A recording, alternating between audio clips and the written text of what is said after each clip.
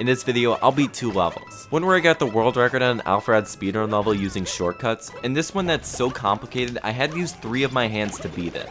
And guys, if you're part of the rare 1% who can see Big Mario right now, then make sure to subscribe. So the first part of Alpharad's level is pretty straightforward, so I'll speed it up a bit until we get to the shortcuts. So originally, I was actually thinking of speedrunning some Nintendo levels, but I already speedran them all. And Nintendo won't make any more, which is frustrating. But luckily, Alpharad has more levels I could speedrun. This one here is the hardest level in Alpharad Superworld. Usually, it takes about 2 to 3 minutes to complete, and without checkpoints, it's hard getting past all the obstacles in one go. But I was able to take the time down to just under a minute. And getting a good time really depends on perfecting one precise shortcut that saves about 20 seconds over a standard playthrough. But up until that point, I have to optimize my jumps and turns to be as tight as possible to keep a good pace. So coming up is that big time save I mentioned. Normally, you'd use the builder power-up and traverse the lava, and eventually find a door that leads to the final section. But Alpharad put a hidden door up here as a shortcut to the ending. He intended the player to stack up a bunch of boxes so you can reach the door, and it saves about 5 seconds over the normal route. But by performing this precise mid-air box jump, I saved an additional 15 seconds because I didn't waste time stacking up all the boxes. And after going through the pipe, there's one final section where Mario runs and collects coins as a celebration to finishing the hardest level in Alpharad Superworld. I do one last slight optimization where I spin jump up here immediately instead of wall jumping off these blocks. And I jump onto the flagpole, completing Alpharad's level in world record time.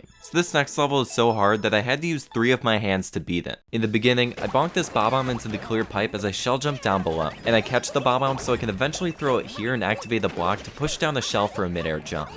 Now, I throw the shell and ground pound stall to bounce off at mid-air, and I launch this shell with the spring and log jump to catch up to it.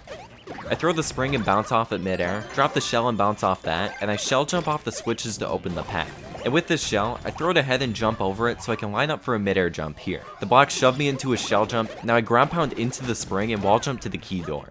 And for this final jump, I have to immediately squeeze in between the thwomps and roll away from the enemies into the goal, and I finish the level.